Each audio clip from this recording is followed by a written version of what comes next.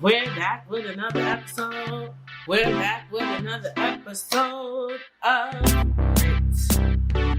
Says Yes. If you guys hear noise in the background, the AC is on. It is 93 degrees today in New York. I am whole entire pregnant. Even though my shirt says Rose, I do not drink. I am whole pregnant. I am whole hot. I am not about to play with y'all. So y'all gotta meet me halfway. But I hope you guys are doing good. I'm doing quite alright. I've been tired. So I'm in trimester 3, the third trimester. And my stomach is big. Y'all want to see my stomach? Let me get up. I look like a freaking, whoa. Look. Look at how big I am. For the people who stream, y'all gotta freaking check me out on YouTube. Brit Says, BRITTSAYS on YouTube. Yeah, I'm heavy. I can't keep my balance. Like, I'm dealing with insomnia, but I'm here. I had a good weekend. Yesterday, I went to my friend's daughter's 5th birthday party. That was fun. It was a beach party. So I got to go to the beach. I'm excited about that. Well, not excited. I'm happy about it because I already did it. And that was cool. And I got to be around kids because, I'm about to have a kid. So I kind of like feeling out their energy, hearing them out. Like how you say, I like to hear kids out now. I like to see how they move, how they operate. It's important for me. And yeah, and then today is Brit Says Day. And I didn't do nothing else. I went to get something to eat. And that was it. But I am running behind schedule. I usually film Brit Says a little bit earlier in the day. But I'm here. I am here. You feel me? Yeah. That water tastes amazing today. I put like 8 cubes of ice in it. But anyway, today's a topic, because I grab my topics from my life. And today's topic is a little like motivational, a little racially driven, and it's about really just us as African Americans being more assertive. And I think we think we're assertive, but we're not assertive when it comes to, is it business? Yeah, you can say business. So basically, let me tell y'all what happened. 2 things happened this week. So the first thing that happened, I don't know if you guys know this in the background, but I got my apartment repainted, or whatever the case may be. So when I got my apartment repainted, or whatever the case may be, first of all, I've been told them that I want a repaint from June 28th. Okay, my apartment just got repainted on July 21st. And the project took 3 days to do. No problem. Well, it is a fucking problem. Because they sent one painter here. Why you gonna send one painter to paint a whole room? I felt, if I was, because this is the thing. When people come to paint your house, somebody has to be in the house while they're painting it. So who's to say? What if I had to go to work? What if I had stuff to do? Like, would it have been a 2-month project? You feel me? Like, you can't just be like sending one person. Like, I have a work, I'm pregnant. Like, come on, knock it off. So I felt like, number one, why the fuck would y'all do that in the first place? Do you know my timing? Do you know my life? Like, you feel me? So I'm telling Femi, if y'all know by now, Femi is my homie. Like, yo, what's good with them? Why would they bring one person? Blah, blah, blah, blah, blah. I understand that men, they try not to be confrontational. They think being argumentative is a female trait, whatever. I'm done with that. But he was like, oh, don't argue with them, da, da, da, da. Blah, blah, blah, something. This is the apartment. What if they didn't give us an apartment? They already gave us the fucking apartment. And we already paid rent. And we already paid first month, last month security. And guess the fuck what? They need to pay the fucking apartment. Period. And I knew this was going to happen because it's such a long story. Like, I'll tell y'all because it's a podcast. So basically, the apartment we got now, before me and Femi moved in together, we both lived in room for rent. So basically, you guys know or may not know, I'll explain to you. In New York City, in a lot of places, not just New York City, I don't even know what I'm saying New York City, like mass states do this. You know, room for rent. So basically, you rent out a room and you have roommates, or whatever the case may be. So then I got engaged, I got pregnant, we like, all right, now we might as well live together. For me personally, and I have no, nothing against people living with people before they get married or anything like that. Because I know a lot of people's like, if she with Femi, why she didn't move in with him? The scuttlebutt, the family scuttlebutt friends. And for me, I never told people because I didn't want to come off offensive because I have friends and family who live with boyfriends. But for me, I've been single for so long that to me, even though me and Femi were dating, I still felt single, but I knew I wasn't single. Does that make sense? Like, I feel like, I don't want to get too off topic because it's not what this episode is about. But I felt like, for me, because I've been single for so long, I've dated people and then it just doesn't work out. I feel like when you boyfriend and girlfriend, at any moment you could break up. And like, I'm not about to be living with you and now I'm not liking you and we gotta move out. And I feel like it's not a commitment.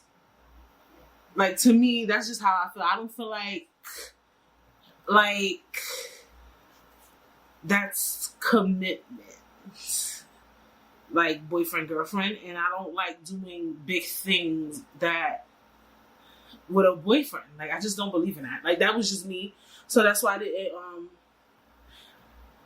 live with him in the first place. That's why we both was living room for rent. Because the amount of money me and him was paying in rent to live in a fucking room, we probably could have got an apartment. But that for me wasn't the case. I didn't give a fuck about money and having our own space. I cared about commitment.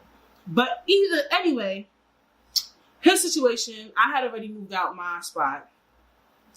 He was living here, and when COVID hit, he had 2 roommates, 2 white girls. The one white girl was living here for 2 months and moved right out clean once COVID hit. And then the other girl moved out too once COVID hit because, people started losing their jobs. I think she was mad COVID-y. Like, I call people COVID-y when they be overdoing the COVID. Not overdoing the COVID thing, but when they're just really, like, COVID-driven. Like, you know what I mean? Like, what is that? Oh, it's the plant. She was, like, really COVID-y. Like, she wasn't even home. Like, when Femi she knew Femi was working, like, delivering boxes, she was like, oh, I can't even stay here.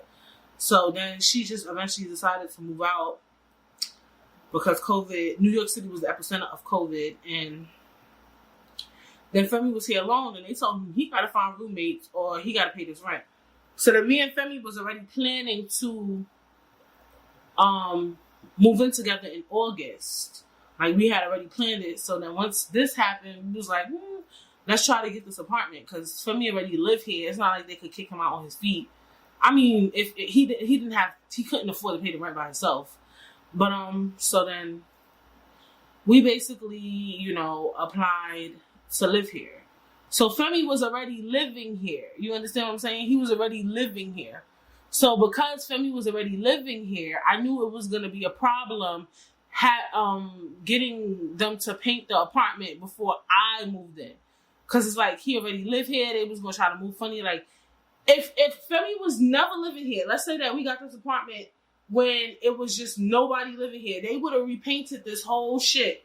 Y'all get what I'm saying? Like, if nobody lives here, if me and Femi got this apartment and he never lived here, nobody ever lived in this apartment, it was a fresh apartment, this apartment would have been repainted because you can't sell a fucked up apartment. Like, the walls, like, do I have pictures? Like, they had a giraffe. Like, I don't know what the aesthetic was. Like, I don't know what sis aesthetic was. But she had, like, a giraffe on the wall. It was, like, a stick of giraffe. And then she had, like, words on the wall. When you ripped off the giraffe, all the fucking paint came off the damn wall. Femi room. This motherfucker, mommy, going right on the wall, his goals in a fucking Sharpie marker. like, real talk. Like, it really is ridiculous. He wrote on the wall in the room. That's the room for the baby. Then this room, the girl had a freaking wallpaper up. So then she took the wallpaper down. I don't know why she took it down. Maybe they said that, like, you can't have that up when you move out. Maybe she didn't want to get, like, she wanted to make sure she has security back. So the wall had mad paint patches. Because you know how, like, to put up wallpaper, sometimes you got to put up, like, I forgot what that thing is called. But yeah, so it was mad little patches in the wall. So this room was fucked up. The living room wall was fucked up. The baby room wall was fucked up. The only good room was the master room. Well, not the master, the primary room. The kitchen was alright, but like y'all might, if y'all gonna paint, you might as well paint. So my thing was, Femi was like, "Oh, we could paint." I'm like, "I'm not buying paint. I'm not painting nothing. I'm pregnant. We're not paying the whole apartment. We don't own this. We rent it. They own it. It's their job to upkeep it. Our job is to pay the rent." So I told them, well, I asked, I'm like, since we basically new tenants, we got a new lease, can we get our apartment repainted? Boom, boom, boom. And it was like, sure. But then they took mad long with it. Then the painter came. The paint man came to look at the apartments. I guess I thought he was coming here to see how much people he's going to need, how long it's going to take. And he did do that. He checked to see how much rooms it is so he could give them a quote, a price, the management company or whatever the case may be. But all in all, it took 3 days. I was pissed. And I let management know, like, look, we pay this amount of money in rent. Our rent is not cheap. You know what I'm saying? So my thing is like, we pay all this money in rent. Y'all got your rent money. Y'all got your money. My apartment needs to be painted. And then the thing was with that was we couldn't really unpack because you can't have all this stuff on the ground while they painting. Like, yeah, they could put plastic over it, but still everything has to be centered. So this one guy, he was coming here painting all the time, painting, boom, boom, boom. And at the end of the day, on the last day, on the third day of his painting, he was like, you know, I made sure that I did everything right for you because when we came here, the guy was like, oh, like they don't do for their people. He was like, when we paint white people apartment, they go hard. He said they go so hard. Like, he'd be like, oh, did you get this spot? Did you do this? Did you do that? Like, they be going mad hard, sending mad painters. He was like, my boss was telling me to just paint it one and done and go. Like, hurry up. Don't make it this big fiasco because I was black. Like, we don't, and he's saying, like, we don't care. Like, we not fussing about nothing. We not going hard about nothing. Like, and that's true. Like, black people don't be going hard enough. Like, we feel like when we do stuff, we're going to look like the angry black woman, angry black man. But if you paying for something, like, I'm going to be transparent. I always be transparent. This apartment is $2,450. That's virtually half of $5,000. I don't give a fuck if this shit was $1,000 to keep it a buck with you. Like, if I'm giving you money and it's $1,000, $2,000, like, I'm gonna expect you to meet certain expectations, period, across the board. And I feel like as black people, we need to have those certain expectations. Like, I feel like we always don't want to look angry. We don't want to look ghetto. But white people be going mad hard all the fucking time. And it's not considered ghetto. And not just white people, Asian people, Indian people, whatever. They be going mad hard for no reason. And when they do it, it's like, oh my God. And when black people do it, it's like, oh my God. Why? And the thing is, I want us all to be on the same page because I feel like it's collective thinking. Like, you know how, like, I feel like people know, like, let me not do this to this white person because I know how they give it up.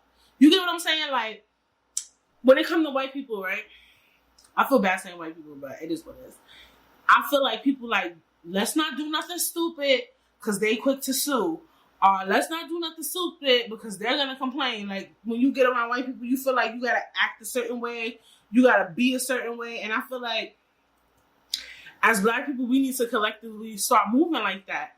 We really do. Like, we really need to start moving like that. Like, I was telling Philly, like, I'm not being aggressive because he kept asking me over and over again, oh, Brittany, don't complain about this, don't complain about that. And I'm like, how you telling me not to complain about something I pay for?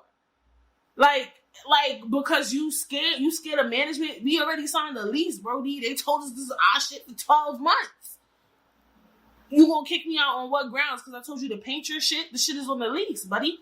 Like, y'all, like Black people be getting scared to get aggressive. Like, even I remember my cousin like, oh, if they say no, don't get upset. Like, why?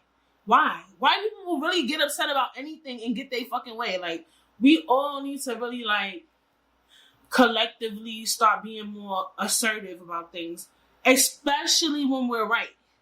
In the lease, it states that they have to meet certain guidelines. Make sure your shit is habitable.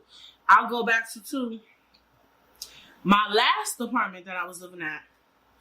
Really nice, really, really nice apartment. And that's the thing with New York City is that they will fucking, the piping and the plumbing and the fucking everything in this apartment will be fucked up, but they will fucking paint the shit.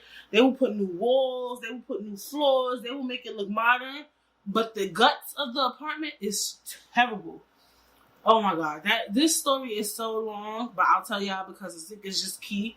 So basically, when I moved to that apartment, I was just like, "Ooh, this apartment's so nice." I saw the apartment when it was dirty and still saw the beauty in it. Then I had picked the room in the basement because it was big. I wanted a big room because I wanted my bed to fit in it. But it actually was big enough to fit a bed, a couch, everything. My roommate was mad dirty, the one across the hall. And my roommate upstairs was a bit, like, he was just too, like, nosy. Like, he was mad nosy, like, to me. Like, and he was just moving funny, like, chill out. That wasn't even the case, though. My thing was, we was paying Con Edison. The Con Edison in our apartment was $250 a month. Okay? That's a lot of money. That was problem number one. And I still feel like we got jukes. We paid gas. Gas wasn't that expensive. We paid all these bills. We paid rent. I paid $900 for my room. My other roommate was paying like $8 something. The other guy was paying $1,200. One of them was paying $850 or $25. Either way, collectively, they was getting about $3,000 from all of us, right? For that apartment. Correct? Three stacks. But we dealing with leaks. The power kept shutting off out of nowhere. Mind you, all the bills was paid, but the power was shutting off. We was getting leaks. Mad dumb shit was happening. The toilet was getting clogged. There was a weird smell in the hallway. And this is the thing with Black people, nobody never want to complain. Something was wrong with the dryer. The dryer wasn't drying the clothes properly. Like, and then they was bringing people to come fix it, but it was never getting fixed. Like, one thing I could say, we had like a little leak because it's been like really bad rainstorms in New York. The guy came, he looked, he took pictures, he figured out the problem, they figured out the issue, and we ain't have a leak, and it's been raining like 4 days in a row. Like, he found the problem. Like, the people they were sending, they was just patching shit up, hitting switches, like, I fucked with the maintenance, the super there, because he was West Indian, like, but even still, like, we still gotta, like, you know what I'm saying? But you're not fixing the problem. If you're paying for something, especially if you don't own it, that is their legal right. Look at your lease. Like, your apartment's supposed to be habitable. Like, you should be able to live in your apartment or whatever the case may be. So, for me, I was there for like 7 months. And then I got pregnant. I'm like, I can't live under these circumstances. So, first I was going to sublet it because I was being money hungry. And all money ain't good money. And I'm like, Brittany, this apartment is fucked up. If you sublet this shit to somebody, you still, one, accountable for the rent. So that means that when you sublet something, it's basically, they're not on a lease technically. So you're on the lease. You're still accountable for that rent. I'm like, if the lights shut off, they probably not going to pay rent that month. Then you going to be having to pay the rent. It's going to be too much drama because this apartment's fucked up. So then I emailed them like, look, the lights been going off every month. I just told them everything that happened since I moved in. Mad stuff. Every month it was a problem. Like, no cap. Every month. I was like, so I want to break my lease on some gang shit, but without paying no nothing, no penalties, no nothing. They said, oh, we can't do that for you, but you can sublet. You can't tell me no. And I'm right. So I brought their ass to motherfucking court, bitch. And I got my lease broken. And this is the thing, like, when I wanted to bring my management company to court, nobody was really in full support of me doing it. Like, and everybody around me was black. Like, they just felt like you're going to lose the case. Like, nobody really supported my decision of doing that. And I was right. Like, I literally told people, like, the only person that really believed that I could win was my mother. But I really, and I think that's because she been through so much shit that she already knew what time it was. I literally had proof. Like, I used to, because you send proof about everything you do. Like, I had mad paper trails on everything that happened every month. And everybody was like, okay, you could try to get your lease broken. Like, nobody was in support of me doing that. And I'm like, do y'all hear everything that I'm saying that be going on in this apartment? And all in all, I won the case or whatever. And I got another case with them. But due to COVID, I have to wait until the court's open.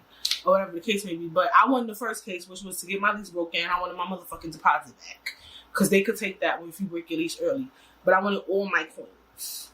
Or whatever the case may be. And I just feel like, you know, why are we not assertive? Why we allow shit to go on? Even when I went in the housing court.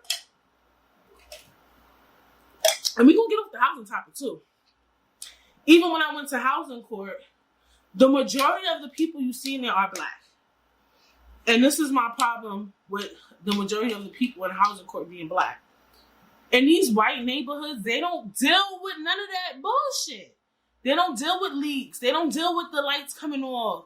They don't deal with not having hot water.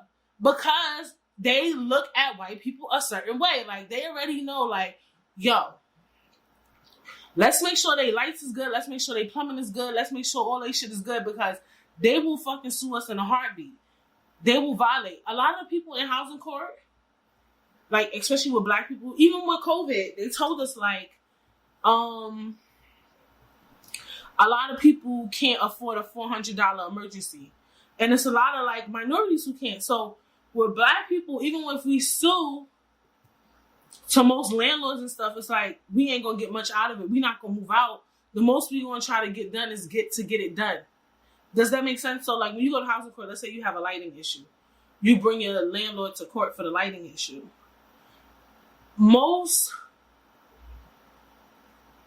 I don't want to say most black people, but most minorities cannot get up and move out their apartment if they have a lighting issue because they might not have first and last month security. Their credit might be fucked up. They can't leave that apartment. I had the luxury to be able to move back to my parents' house, but what if I didn't? You get what I'm saying? So a lot of people don't have that luxury to say, I want my lease broken. But white people do because they be saving up their bread. And this is why their neighborhoods is way better. And we was downtown Brooklyn and me and family was arguing with them. I'm like, you see this area? You see Fort Greene? You see these people? You think they dealing with leaks? You think they dealing with lighting issues? You think if they wanted their apartment painted, it's going to take 3 days? It don't, because people look at white people differently. Even the painter man told me straight up when he came here, he told him to paint the shit one coat and go home. Like, he dead ass told him that. That's why they brought one painter here, because he thought that he could be here 3 days until I fucking told management, like, look, I'm 7 months pregnant. Y'all need to hurry up. I've been living here for 21 days. It was 22 days. And I pay my rent. And I need this done. And I just feel like a lot of us are scared to say things, especially as black people, because we don't want to look angry.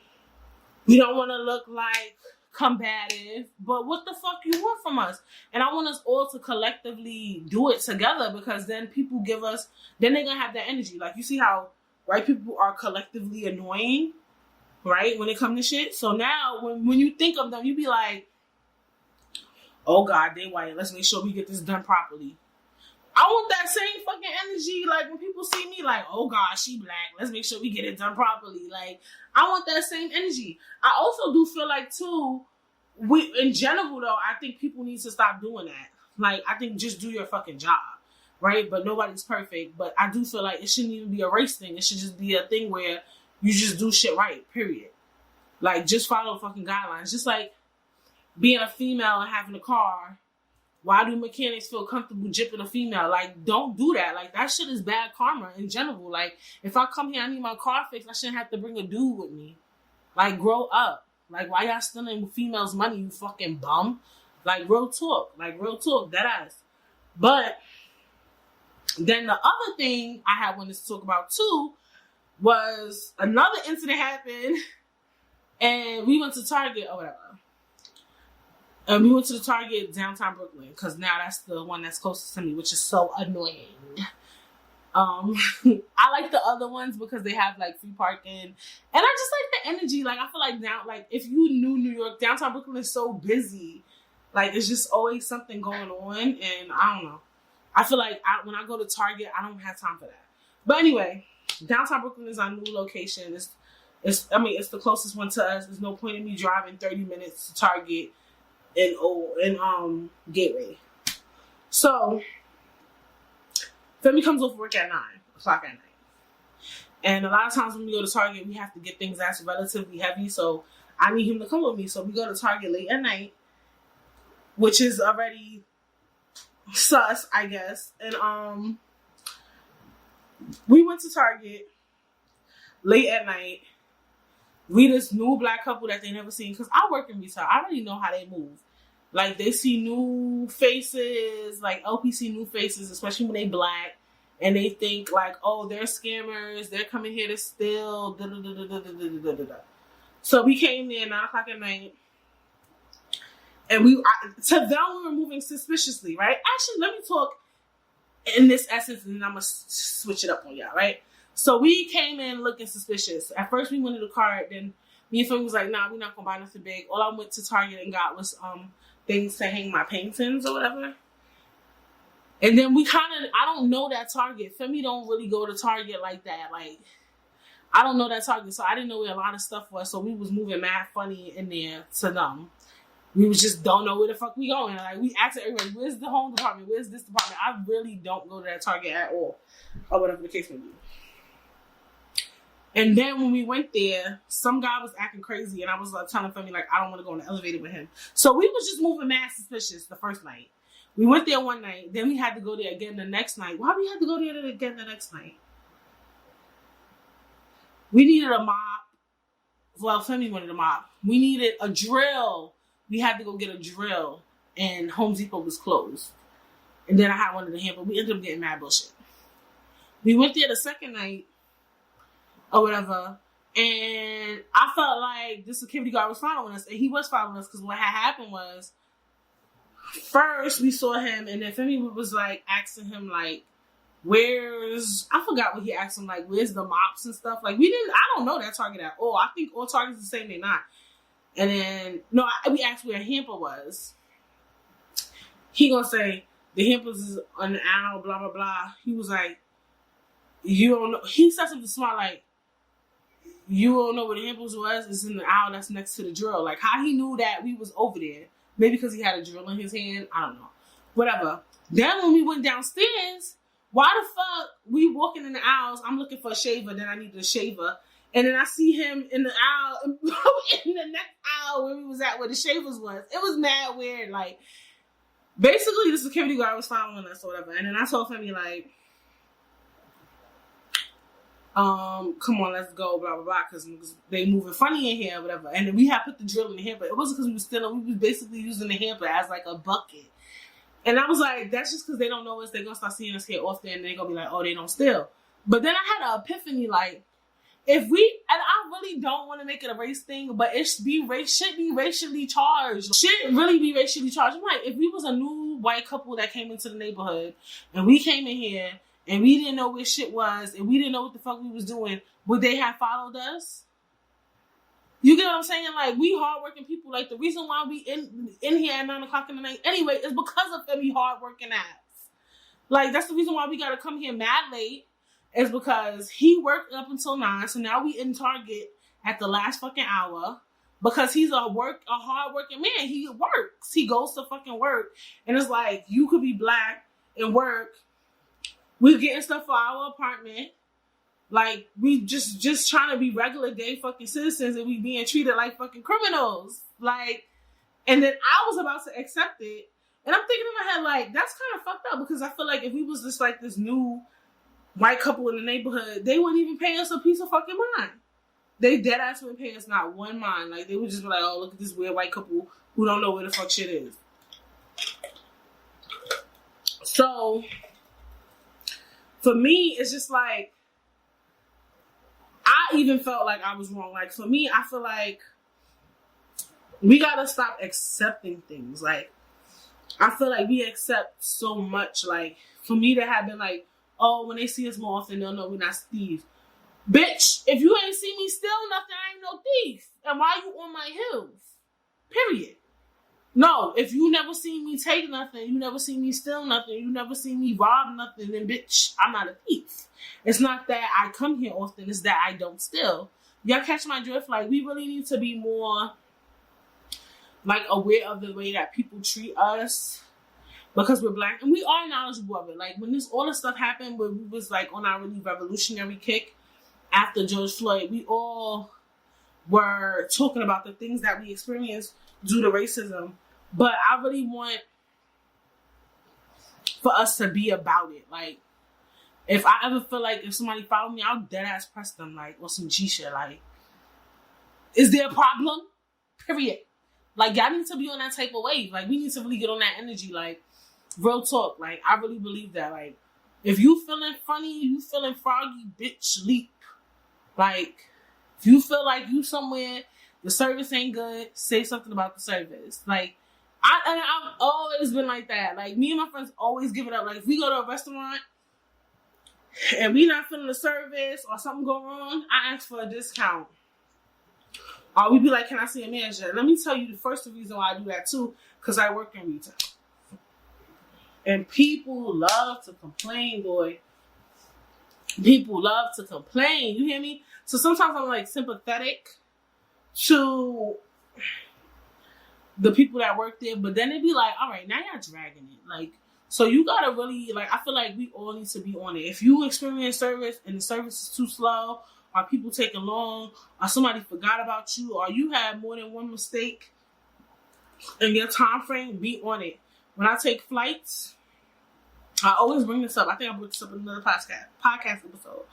I have took a business class in college or whatever, and the professor was just talking about all the stuff she ever got for free from complaining, this white lady. And I thought she was racist in general, period. But neither here nor there. But she was just talking about how she got free flights, vouchers, gifts, all from complaining. Just from complaining. Refunds from complaining. I'm like, look at Karen. Look at Karen, modern day Karen, bitch. And she just talked about, like, if you get bad service, just complain, you know. And I was just thinking, like, wow, like, a lot of black people don't complain when shit don't go wrong. I mean, when shit go wrong. And look at all these things we missing out on. I'm the type, like, now if it's really wrong, I'll really say something because I deserve that, right? If my flight is delayed 3 or more hours, I'm gonna complain. If anything go wrong, I complain. If it's really wrong, and I feel like we all need to do that. Don't be afraid to complain, like, cause people dead ass be wrong, like, for real. And like I said, white people be dead ass complaining, and they get so much stuff from it. So ever since then, I've always been on that wave, and I feel like I just want us all to be on that wave, like, where we just shit don't go our way, and it's really wrong because I don't want us to just start complaining about anything.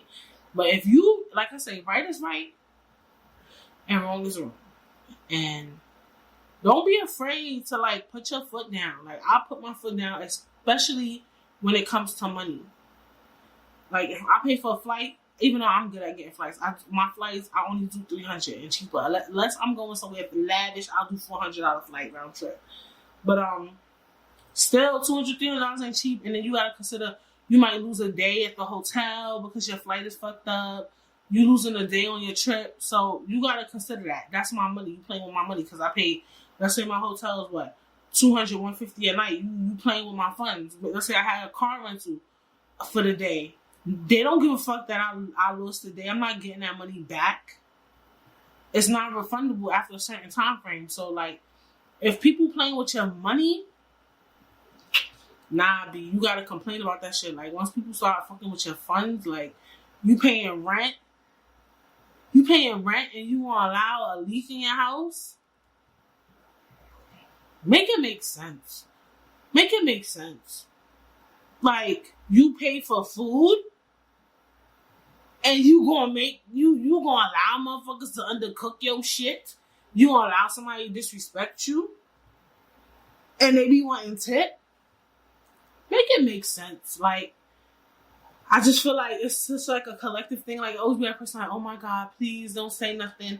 Oh my God. Meanwhile, these, not only do white people complain, they complain about any fucking thing, stupid shit. Just like the Karen that was complaining because the black people brought a grill to the fucking park. And they're not supposed to do. They complain about every and anything. If you ain't learned that and that's because white people are entitled. I don't think black people should act. We should act entitled because we built this shit. Let's get to it. We can get deep. We can go into history if you want. If you want a history lesson, we are entitled to quite a lot. Let's keep it 100. I just feel like we gotta be more demanding. Like, the next time something don't go your way, and I like, make sure you put your foot down. The next time you want something, make sure it's right. You know, and especially as women too, like, I feel like, you know how they say it's a sexism thing with women and men. Like, when women complain, it's like we're being bitchy. When a guy complains, he's being assertive and things like that. So as a female too, put your foot down. If you paying for stuff, like when you, I don't even know, you paying for somebody to do something for your event and then they do some half-ass shit, put your fucking foot down. Like, start, like, giving it up. Like, I give it up. When I ask people to do stuff for me, and I said I wanted it this color, then they gonna give me some other color that I didn't pick out. I'm like, that's not the color I asked for. Like, and there's nothing wrong with that. Or people, I've seen so much stuff where people done stuff for people and then they fuck up what they do, and then the other people, like black people, be like, I don't want no problems with them. It is what it is. Like, why? Like, we really need to, all of us need to start being demanding, because once we start doing that, then people will give us the respect we deserve as well. That's how I feel. Like, when that painter told me, like, when they go to white people's house, they make sure everything is da-da-da-da, and the white people be on top of them too. But then you come to my house and you think you gonna fucking bring one painter and then y'all gonna do one fucking slab of paint? Oh, you found the right one. And I had told my management company, then the guy who run the paint, he came in, he was like, oh, is everything okay? Are you okay? Why? Because I didn't go to you complain. I complained to my management company. So they could be on your fucking heels. And they definitely brought a second painter in here the next day or whatever the case may be. So hurry up and fucking paint this shit. Like, this episode is getting me riled up, honey. And it be annoying. Like, I want people to just do their job. Like, and let you be black and run a business and fuck up. Please. Y'all better start getting on these people's heels, honey. You hear me? Like, as a collective, don't be scared, because nothing bad is going to happen. I wonder, like, I know it's like an anxiety, like a social, mental thing where we think too, also, like, some of us are scared of arguments. For me, I don't like being confrontational, but with me, it's money. I don't play when it comes to my money. I tell my husband that all the time, like, one thing you know I don't play with for me is my money, and now that I'm pregnant, I ain't playing with my baby. I ain't playing with my son. Like, and then with him, I guess I wouldn't play when it comes to him. But my money is my everything, because I know what it's like to lose money. I know what it's like to have a job and lose your job. I know what it's like to have nothing in your bank account and have to work it back. I know what it's like to run up a credit card and have to pay the credit card back. I know what it's like to be in debt. I know what it's like. You know what I'm saying? So that's why I don't play with my money, because it's like, I'm trying to save. I'm trying to build. I know what it's like to put your money into business and lose it all. You get what I'm saying? I have to pay that shit back. So that's one thing why I don't play when it comes to money, because money is not really something to joke around with, like, at all. Like, I don't think money is everything. I think happiness is everything, but it's just not something to be played with. You get what I'm saying? Like, if you paying for a service, if you taking your cash out, I don't give a fuck if it's credit, if it's cash, if it's debit. That's not something you should play with. Like, for me, I don't play when it comes to that, because I still got debts I need to pay. So I'm giving you my money that I could have put towards a credit card, and you fucking goofing around. Make it make sense. I'm giving you money. I could go buy my son a new pair of sneakers or something. A onesie. A pacifier. A bottle. And you playing with my money. Like, don't play with my money. Like, I don't play when it comes to money. And neither should you. I'm not saying money is everything. It's not. But it's important. You don't want to waste it. Like, I don't think we should be out here wasting money and shit. Like, you know what I'm saying? So, like I said, if you paying for service, you pay for anything. And the other thing, too, just like with the apartment shit. God forbid we don't pay the rent. God forbid we don't pay the rent. They gonna kick you out on your fucking toes. You gonna see an eviction notice right on your door, bitch. They gonna be on your heels if you don't pay your rent. But you scared to complain because you got a leak in your apartment? God forbid you buy food and you don't pay for the food. The cops gonna get called. God forbid they don't get their money. Please. People want to play with your money and play with your time. But when you start playing with their money and their time, it ain't funny no more. They'll take your ass to court. They be done call the cops on your ass. Okay? Stop. You going in the store getting harassed by security. Let me go in the store and harass security. They be done choke me up, bitch. So, let's start demanding. Don't be scared. If you right, and even if you wrong, it's nothing wrong with asking questions. You ask a question, they're gonna give you an answer. You're gonna be like, all right, I was just checking, type shit, you know. I just want us all to be on board with each other. Even little things too, like if you feel like you being mistreated, like you see how they treat this employee, or you see how they treat this person, and they treating you, call them out on their bullshit. Like, oh, I noticed I asked for a glass of water 20 minutes ago, and she asked for a glass of water 3 minutes ago, and she got her glass of water immediately. Like, is there something going on? Like, it's nothing wrong to asking questions either, and calling people out on mistreatment. Or if you really bothered too, then you could leave too. Everything ain't in need of an argument. If you feel like you're being mistreated, ain't no point in staying at that point. You may as well leave. But if you involve money already, you already done put a down payment down, or you in a contract or something, or you shopping, you giving your money to a company, you got better start calling people out. Let's start calling motherfuckers out. Cause,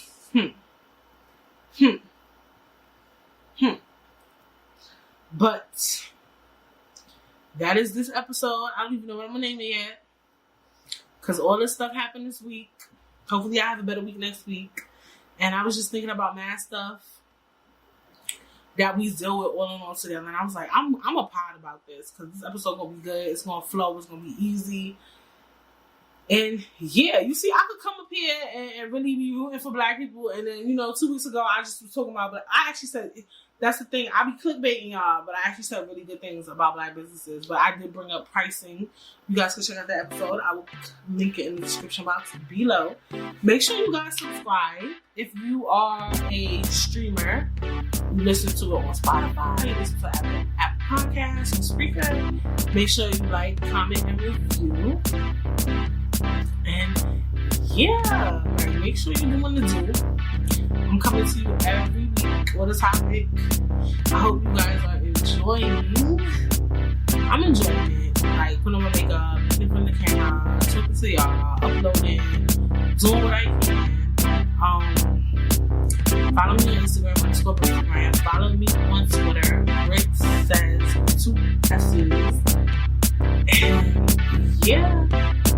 I hope you guys